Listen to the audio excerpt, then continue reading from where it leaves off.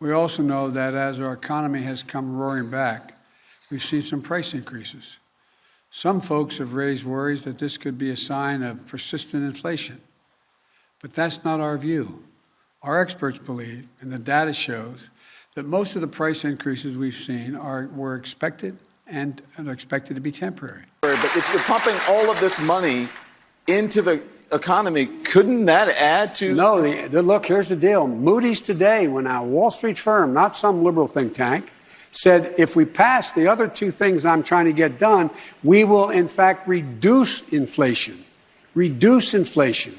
Reduce inflation. Clearly, the inflation is the purview of the Federal Reserve, and we refer to their projections. As you know, they've continued to project and haven't changed this, that, there will be an increase in inflation this year. They expect it to be transitory, and they expect it to come back to normal levels next year. The Consumer Price Index soared in October, up more than 6% from a year ago. That is the biggest 12-month jump since 1990.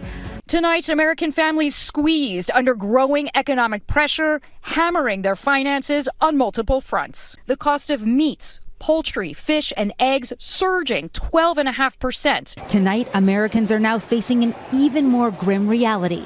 Inflation accelerated 7.9% in February, a new 40-year high. Today, President Biden responding, saying he's fighting to bring down prices, blaming inflation in large part on what he calls Putin's price hike.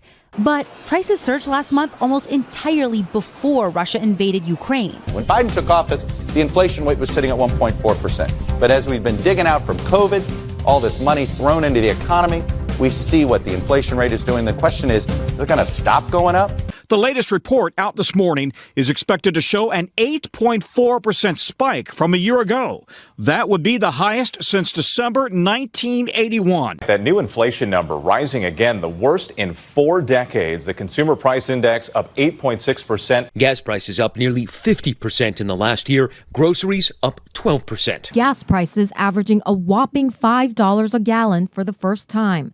The U.S. stock market tumbling into... I have a plan to bring down the cost of gas and food. It's going to take time. Today's report shows inflation even worse than last month, now running at 8.6%, the fastest pace since 1981. Food up 10.1%, led by soaring egg prices as bird flu ravages chicken flock. Gasoline surging every day. $4.99, today's national average, but $6.42 a gallon in California. That new number on inflation, worse than expected.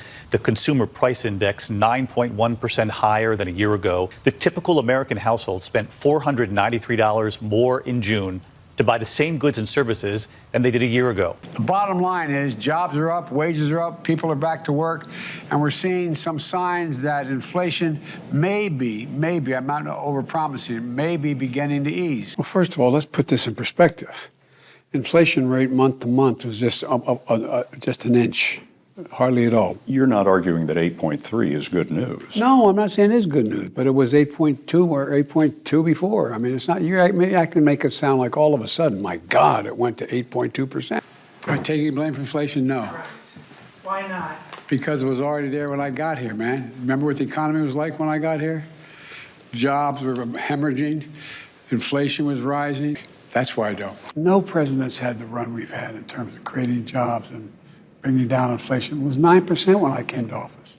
But there's real pain. I mean, grocery prices are up 30%, more than 30% since the beginning of the pandemic. And people are spending more on food and groceries than they have at any time, really, in the past 30 years. I mean, that's a real day-to-day pain that people feel. It really is.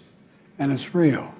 But the fact is that if you take a look at what the people have, they have the money to spend. Has the U.S. beat inflation, Mr. President? Yes. I told you we're going to have a soft landing. We're going to have a soft landing. My policies are working. Start right in that way, okay? Most economists agree the new administration is going to inherit a fairly strong economy, at least at the moment.